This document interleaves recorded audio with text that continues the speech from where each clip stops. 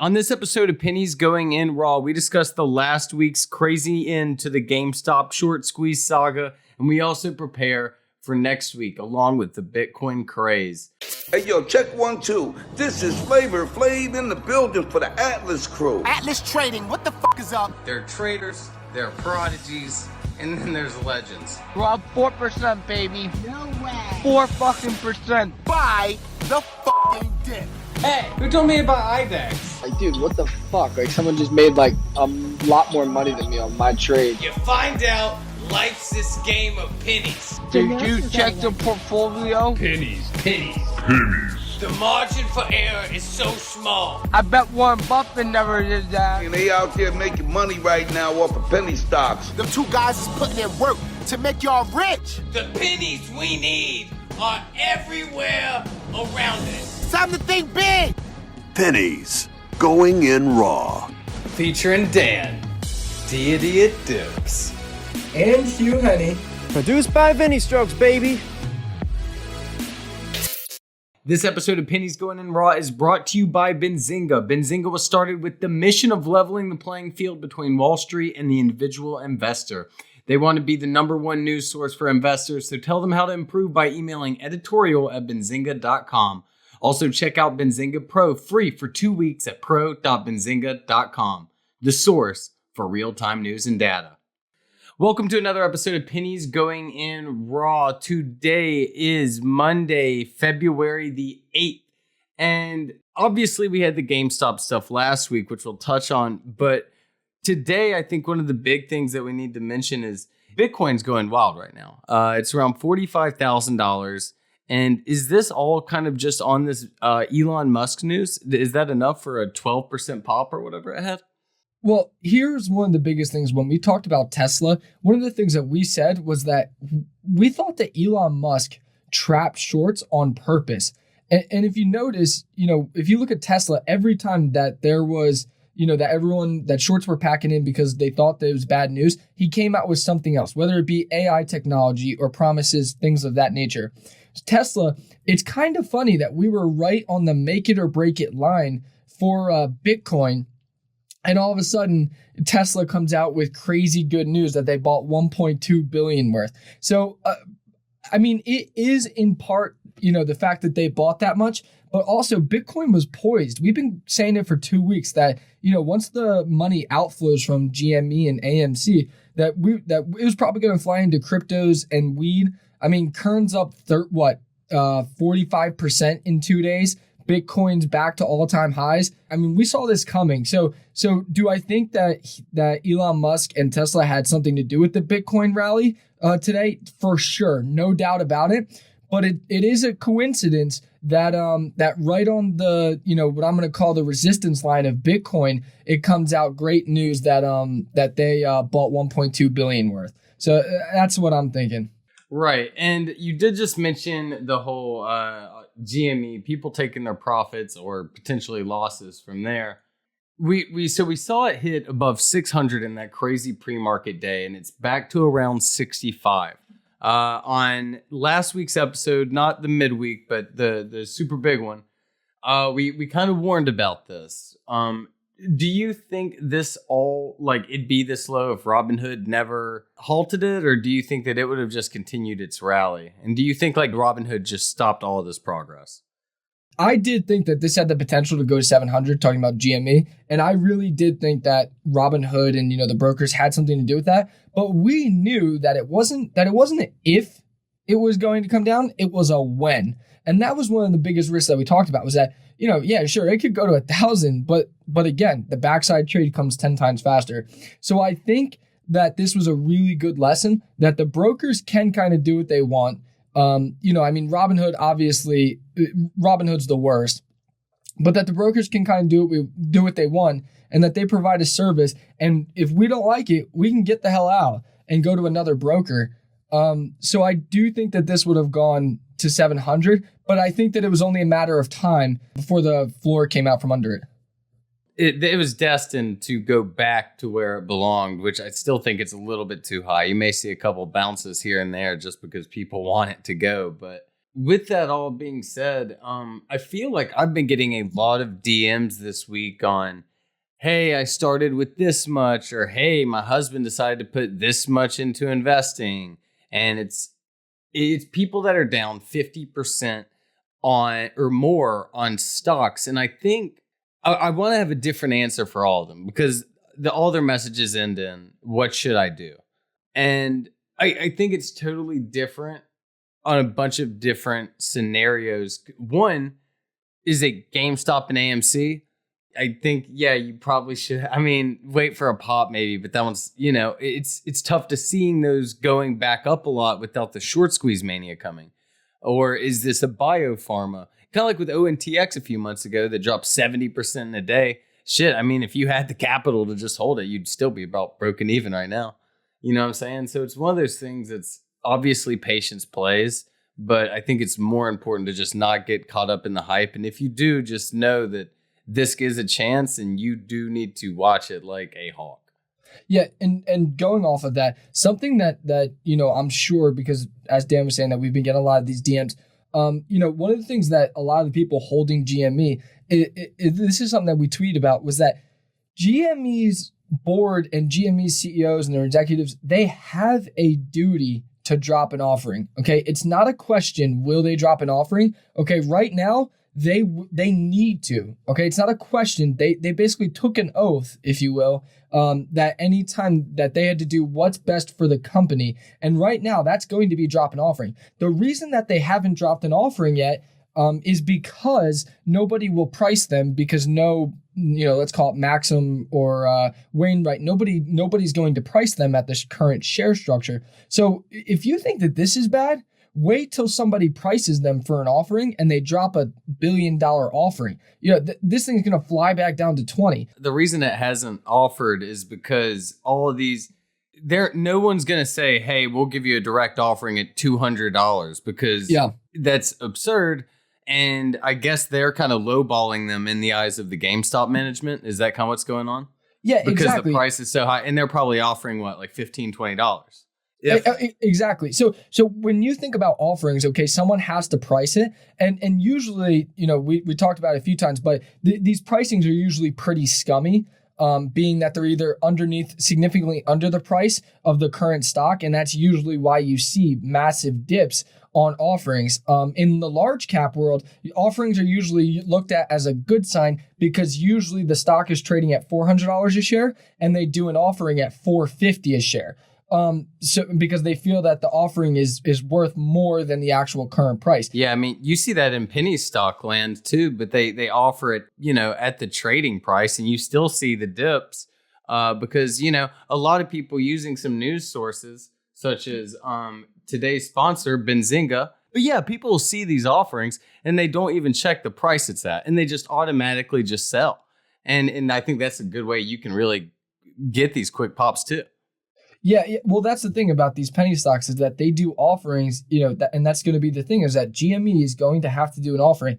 And so if they're trading at $60 a share and an offering comes out for $1 billion at $20 per share, you're going to see a tank. I mean, we saw the same thing with Gevo. Gevo did a price offering 40% underneath the price that it was trading at 11 p.m. at night. It opened up down like 65%. So, that's something to keep in mind. I think the Gevo offering was the scummiest one I've ever seen. Yeah, or even Zom, man, I was looking at that today. It went from 6 cents to $3. That's the kind of market that we're in right now. Zom went from 6 cents to $3. Didn't that one have a reverse split? It did a reverse split, but I think still the pricing.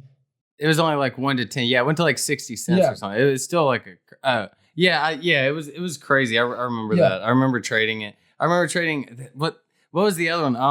Vissel. Remember trading Vissel before its reverse split at like 9 cents? Well, that's part of. I mean, we'll get into the Vissel DD later, but that's part of it. Is that even though the price is more expensive than what we've seen, the market cap is what matters. We'll get into that later, but the market cap is what matters. Yeah, but so just kind of touching on the offering thing one more time.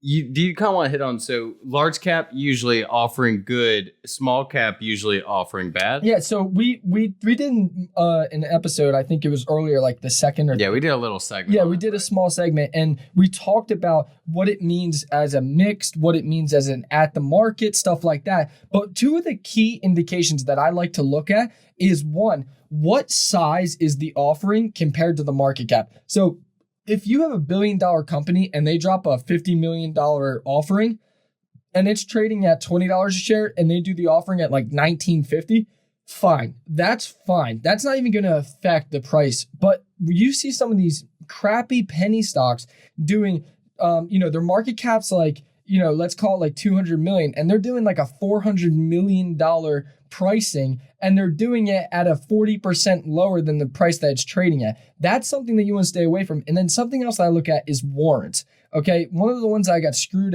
into 2 years ago was CYCC. It was trading at around 85 cents a share.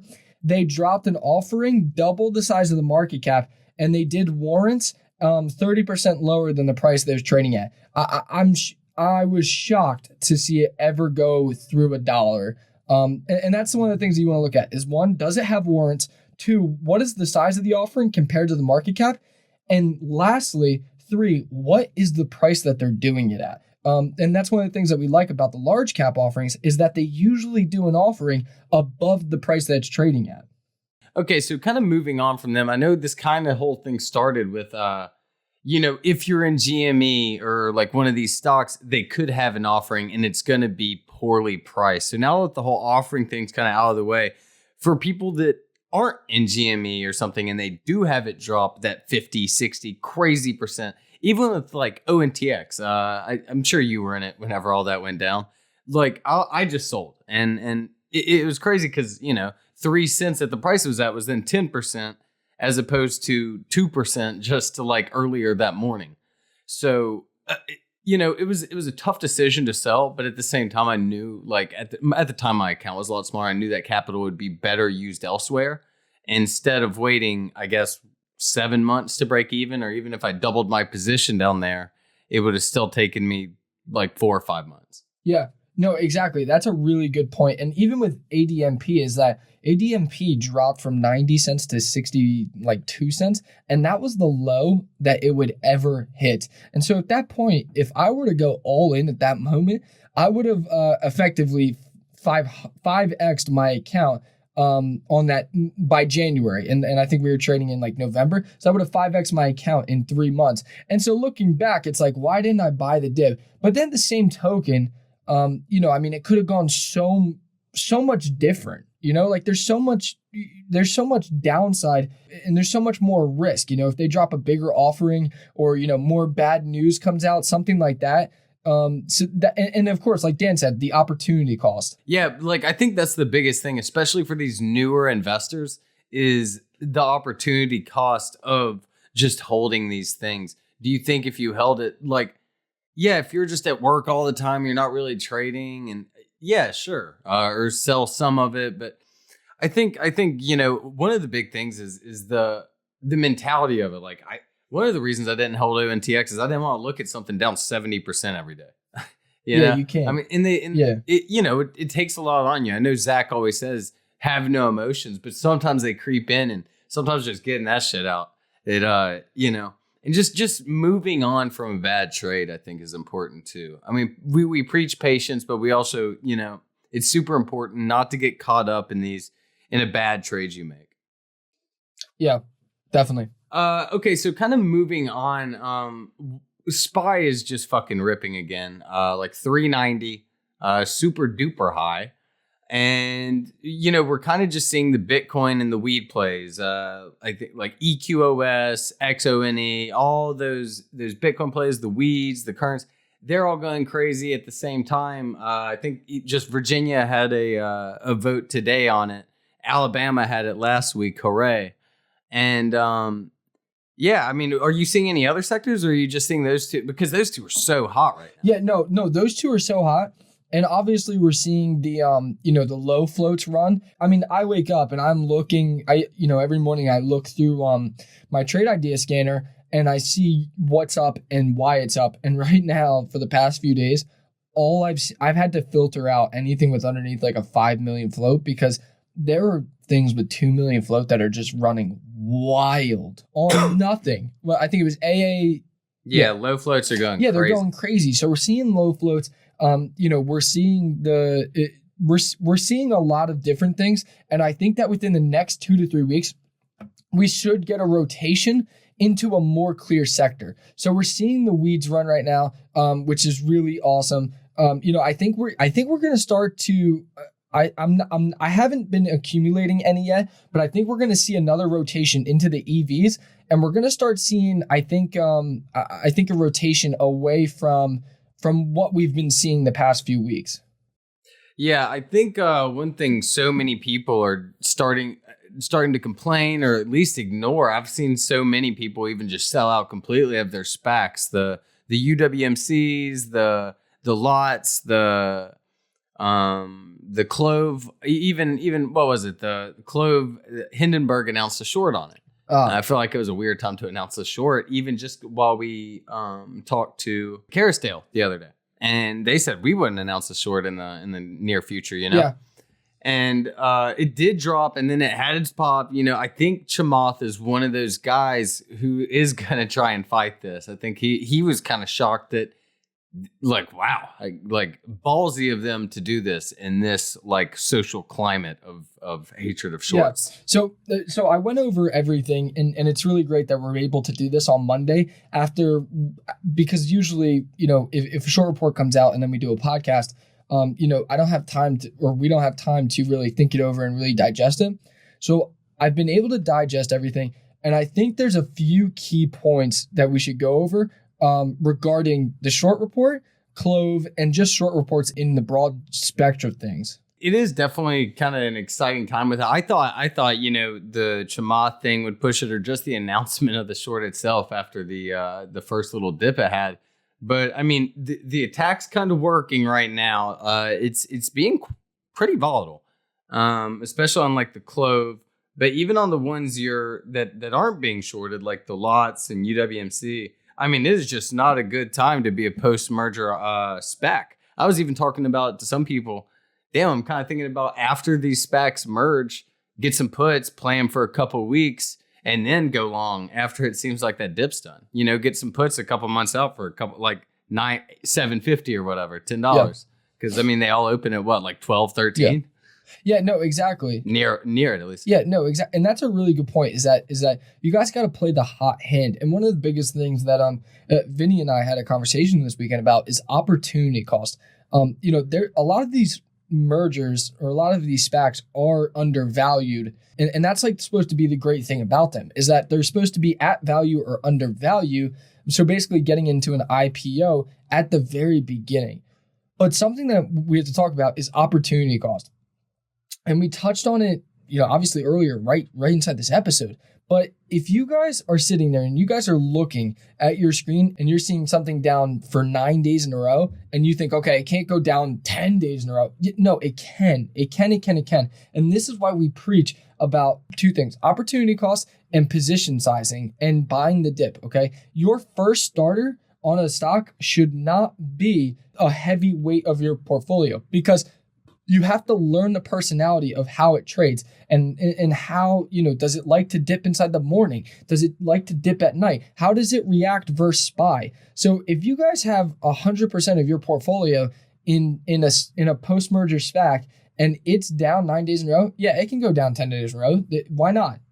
Yeah, I mean, we saw it with SPAQ before it turned to FSR, and that's what I tried my best to learn as much as I could from that SPAQ trade, because as we saw it go from like 13, 14 to 18, I was scaling out, but my issue was I scaled back in it way too fast, and I was back at my original position by the time it was around 15.50, and it dropped another like $7 to 8.80. So that was something I did a lot differently with lots and UWMC and CLOV, especially like after the earnings of UWMC got out. thank God I sold half there because now I've got a lot better average after this dip and everything. But I think the thing is, like, you got to play all of these different. I play SPACs different than I play almost any other stock. I mean, they have a world of their own. Yeah, exactly. And so if you guys, and the other thing, and what do you call it? Vinny just texted me about this, is that if it doesn't have a catalyst and the only catalyst is undervalued, you need to ask yourself, what is the legitimate real timeline of this SPAC? So something like LOTS is a great example, okay? You have to ask yourself, one, what am I waiting for? Am I waiting for a catalyst, or am I just waiting for this to go up and it hasn't gone up for a few days in a row? That's something you have to ask yourself, So for me, am I in LOTS? Yes. But, I think that we could have some more downside on LOTS. And that's why I have my bids already out there, to accumulate anything that I can when it gets to the levels. And that's something that is really important, is that I have about, let's say that you have 50% of your account in there. If this thing goes to, $7 or something, you're going to be down huge inside your account.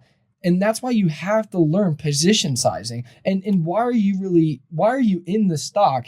And what's your downside and what's your upside? What are you waiting for? Yeah, someone actually messaged me and said we should do an episode on the timeline of swings. But I think you just hit on it right there. Is the timeline of swing is you got to look for a catalyst. That's what, in our holding the bag episode, where we defined what holding the bag is you're holding something, you're losing money, and you don't know why you're holding it.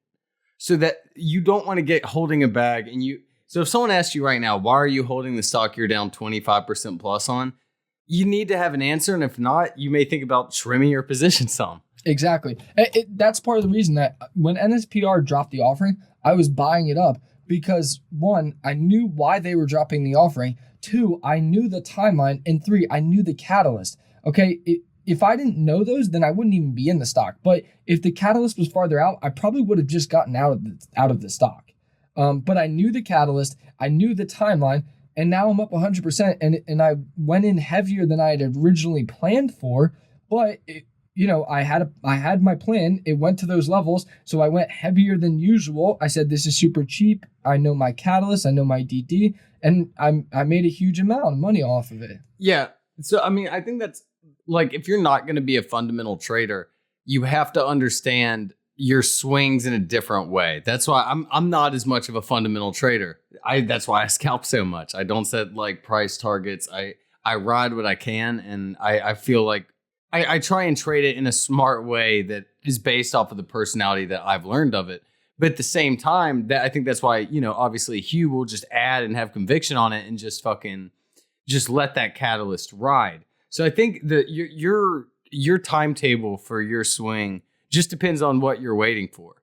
And if you're just saying, add this moon, rocket emoji, I guess you can wait for the rocket emoji, but I mean, it's definitely going to be better to have some catalyst and fundamental DD that you're waiting for. I know we just touched on CLOV. What all do you have on that? Yeah, so as I said, I've had time to digest it, and I think one thing that everyone has to understand is that with the short reports, okay, now that Hindenburg has released the short report, Chamath has replied, the company has replied, and now Hindenburg has applied again. Now it's less about the facts of, let's call it the case, and it's more about chess, okay?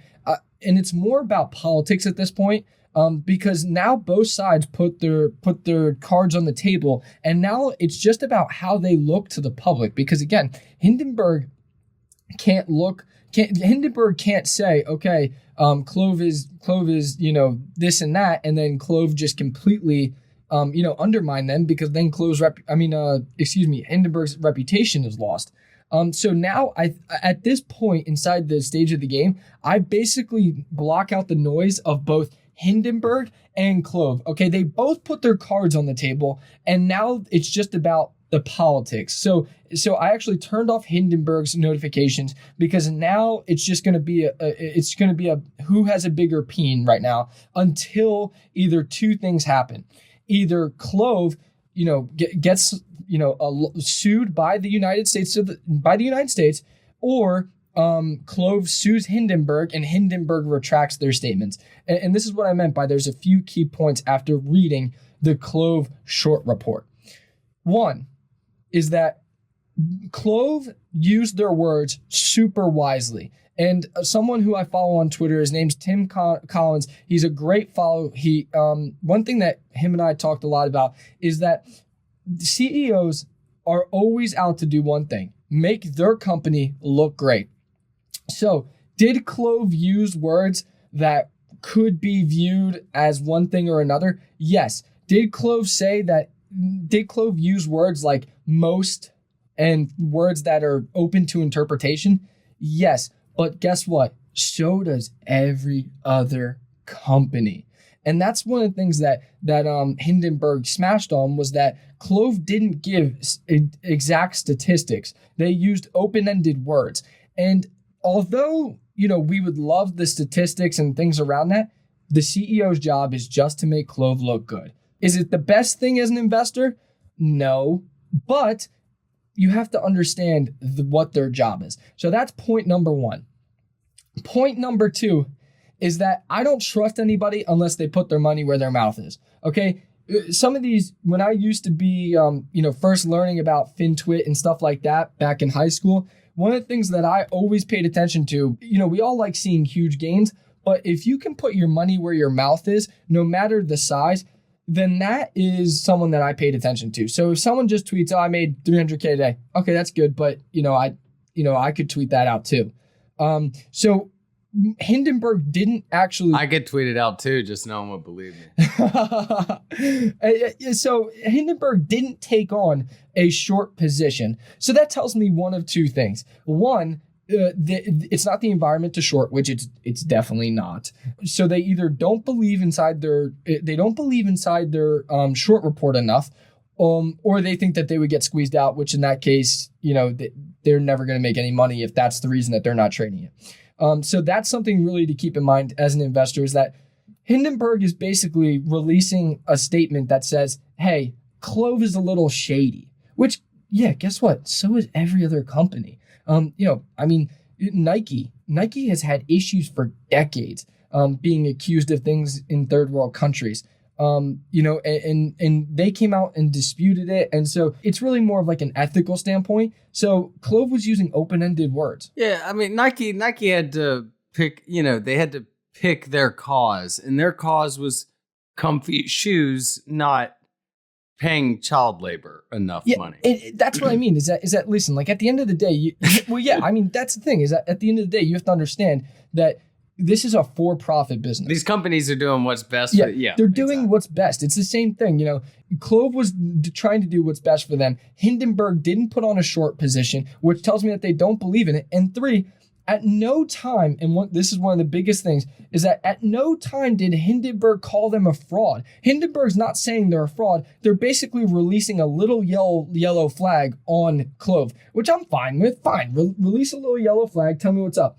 Now, I will tell you this, okay? I've been thinking about it, and this is a call to Chamath. I would like to see Chamath put his money where his mouth is and buy another 100 million of CLOV. That would be putting his peen on the table and saying, Hindenburg, F you, I'm legit, because Hindenburg did call out Chamath, not just CLOV, but Chamath as a person. And so if he put another 100 million shares, or 100 million worth of shares, that'd be putting his money where his mouth is. And that would make me as an investor feel really, really good. But I think at the end of the day, one, Hindenburg basically said that it was a cautionary tale. That's fine with me. Fine. Thank you, Hindenburg. Two, go through it. And again, if you have 100% of your portfolio in it, maybe scale back a little bit. And three, is there a DOJ investigation? Yes, there is. Do we want to see that? No. But one of the things about the DOJ investigation is that what could happen from this? One, if the DOJ finds compelling evidence, then CLOV will get sued by the United States government. Two, the DOJ will basically say there could be something here, there couldn't be something here. So instead, we're going to take no action, because if they clear CLOV, but they still think that there could be some evidence, then and then it comes out that CLOV is like an Enron, then the DOJ basically looks like clowns. So they won't do that. So they'll just kind of put it on like the back shelf. Or 3, the DOJ dismisses any kind of investigation against CLOV. And so I don't know, because again, but from everything that I've seen, I think that the most probable is going to be either 2 or 3, to where the DOJ just says, we couldn't find anything here. Did the CEO use words like most instead of using, like 52%? Yes. But is that technically most? Yes. So I think that's kind of, once I got time to digest it, cautionary tale, again, don't put all your eggs in one basket. Perfect example. And, I'm an investor. I'm not a trader inside this stock. I'm an investor in this one. Yeah, exactly. I think that's what a lot of people are missing too, is the long-term potential of these. But with all that, are you about ready to get into some of our swings?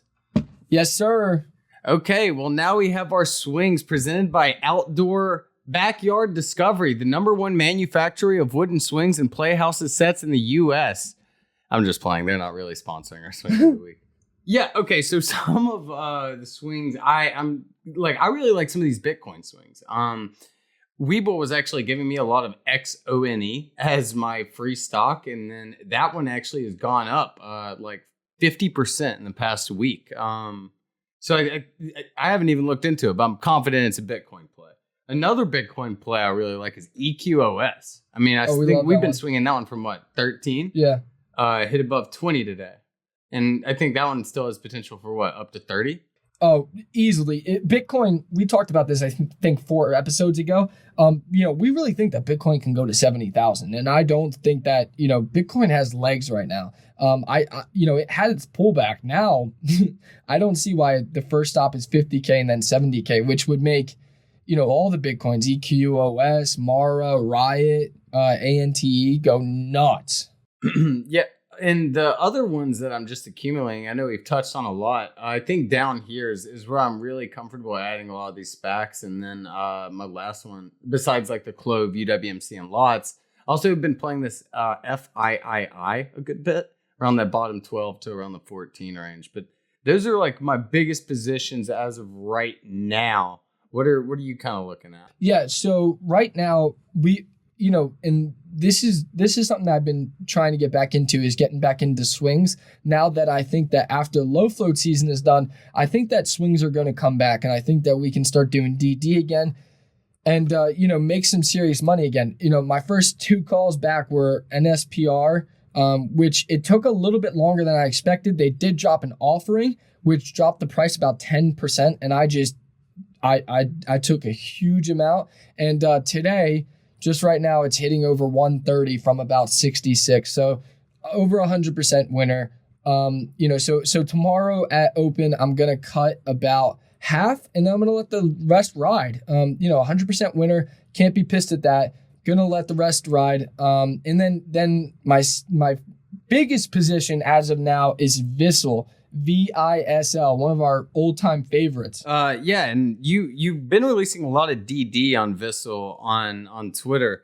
Do you kind of want to go into some of that before we wrap up? Yeah, definitely. So Vissel is my new swing, and I really like this one for upcoming months because, well, really, the next 6 weeks I think is going to be big. Oh, wait, before you get into it, can I ask one thing? Yeah. Is it still a UAVS sympathy? It's funny. I was just talking about that with somebody, and I think they are finally disconnected from each other. I think since UAVS is worth 15 times the amount of Vissel, I haven't seen them running as much together. Okay. Well, that's a shame. Okay, continue. Yeah, actually, you bring up a great point because we traded UAVS around March of last year.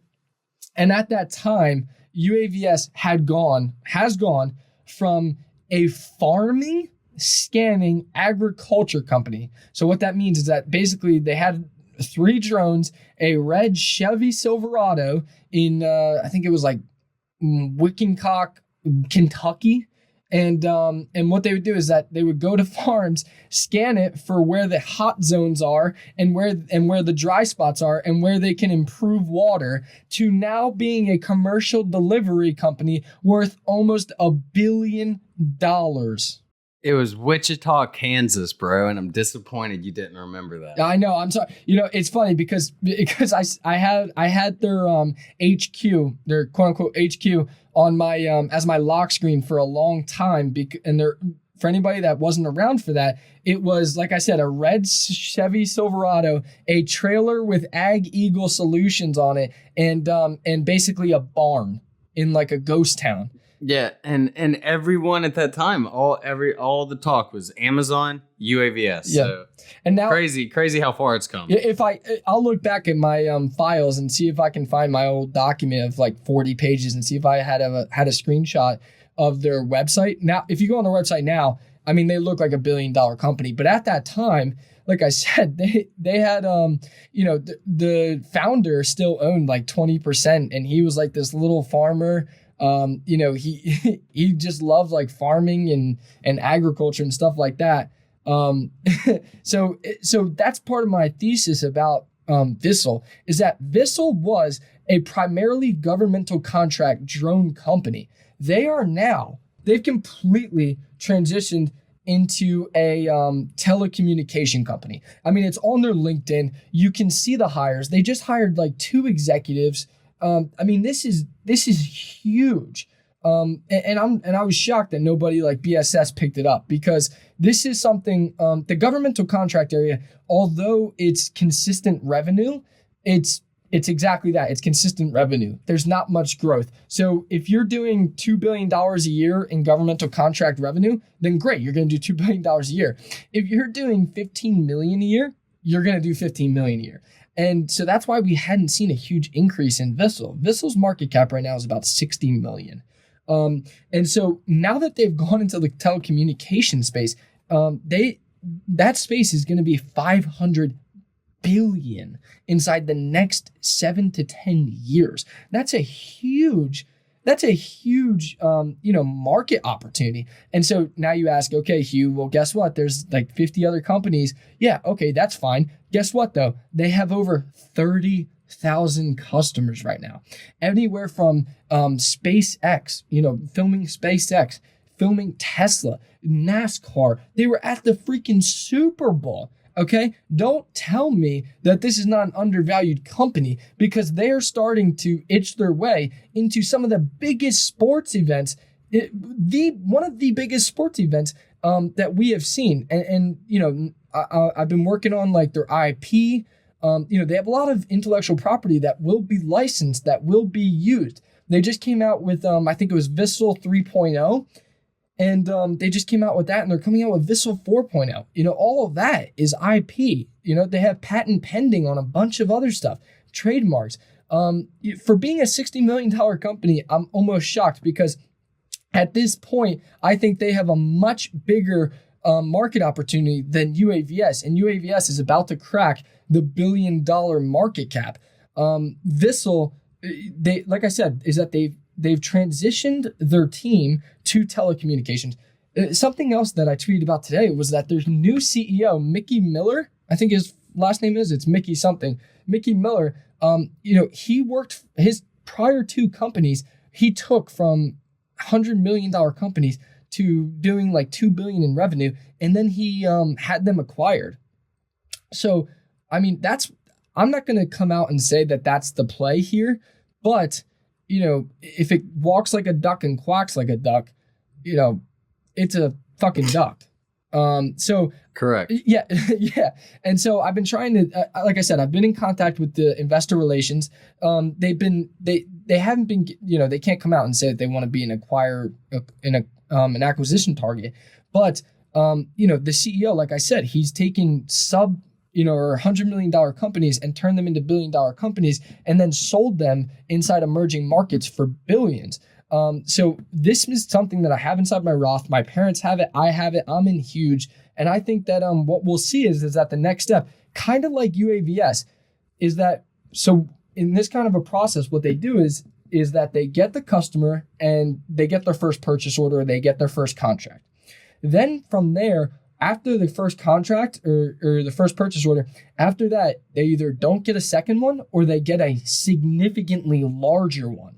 And I think what we're seeing with Vissel is that they've had their first contract and now they're starting to get their second contracts. And the great thing about an emerging market and something like telecommunication where there's a lot of money in it, what was it? Like some Super Bowl ads are a few $100 million to run like 6 Super Bowl ads. It's a few $100 million or something like that. This is a huge emerging market and loads of money. And, Vissel's really, really positioning themselves into perfect areas. So what I'm looking for is, one, the chart is primed. It's starting to curl up towards that 8.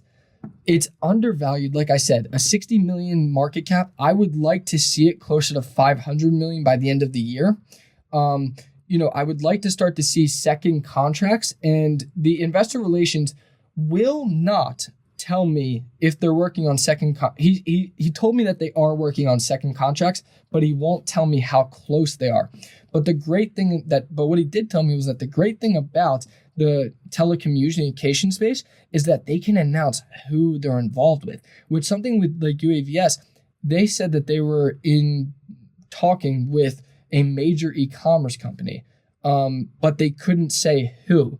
The great thing about telecommunication is that when they get a contract for the Super Bowl, they can go and tell anybody they want that they got an ad for the Super Bowl. So I think that as we start to see follow-on contracts, Vissel will start to ramp and more people will be like, okay, wow, like this could be something. And, this is just going to be a slow grinder because like I said, I think it's so undervalued. It's sitting at a $60 million market cap. Hell, Zach Morris with a week's worth of gains could buy Vissel. Wow. He should. Yeah. Just buy it. Honestly, if I were him, I would probably, because I think it's undervalued. They're coming out with more products. They already released 20 SKUs, but I think that, they just released an investor presentation just within the last week, and that highlighted their 2021 goals. And part of that was releasing new IP and getting more patents, which will obviously bring attention, obviously raise the price. But something else to note is that when companies release investor presentations, they usually have something coming down the pipeline because that's when they want to get investors' eyes on it. This makes me think of SHIP. When SHIP went from 8 cents to like 70 cents, they released a presentation 2 weeks before. So and we have the chart. The chart looks great. So I'm really excited for this one. I have a huge amount, and any dip for me is going to be, an ad. But that being said, I had a few DMs today asking why is Vissel going down. Vissel was green on the day, so I was a little confused why I was getting asked why is Vissel tanking when it was up 20%. So guys, I obviously haven't done too many swings recently, but if it's green, I wouldn't really consider that a dip. Yeah, so back in Vissel, it's March again, baby. So I think I only have like 2 more things before we really wrap up. One, OTC stocks. I feel like a lot of money's going in there, huh? Yeah, OTCs have been hot. I have a OTC scanner. I don't trade OTCs, but I do have a scanner. Long TD Ameritrade. Yeah. Oh man, and it's been lighting up. I mean, we've seen OTCs going a few 10,000%. I actually have one of my friends' fathers. He's been trading OTCs for about 3 months. And what he's been doing is that every OTC play, he basically at 100%, he takes his profit and then he rolls the entire account into another one, and at 100% takes profit. And he's now I think up 7,000% on 4 trades. Damn. Yeah, so yeah, it's getting stupid. Anyone that's been following my positions on Instagram knows I've been in and out of mine a few times, but never sold all of my position. In from 0.0001, it hit half a cent today. So another 5,000%er went up 100%. That's today. Ridiculous. Yeah, man. There's so many. I really do want to get in it. I just get scared putting a lot of money because I'm like, okay, I have 200,000 shares. If it goes down a tick, you know, or it's just a lot. I might do like a $5,000 account challenge, like with you know, with like OTCs, like, you know, just for fun, like just kind of roll the profit like this guy's doing. We could do it together. Yeah, I think that would be fun. We could get a laid back style to teach us. But one last thing before we go. Today, I'm not sure if you watched Vivi's thing on Benzinga on YouTube today, but it was on like biotechs and stuff. It was super good. It had a lot of little tidbits for any listeners that wants to learn a little bit more about them.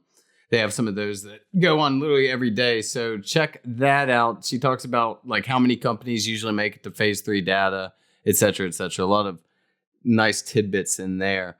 Anything else you have before we dip set? No, we love seeing everyone inside the PGIR shirts. You know, that's awesome that you guys tweeted us and you guys love them. That makes us really happy.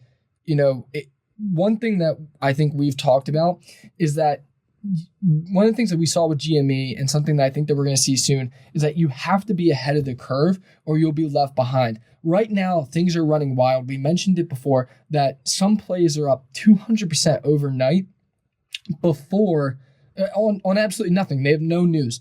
And so that's when I start to, look ahead. And so I think that one thing that's really going to be important is that for some of you guys that have been banking wild and you guys are going all in and like we talk about, chasers are being rewarded right now. And I think that, you know, we see this in January, we see it with the low floats.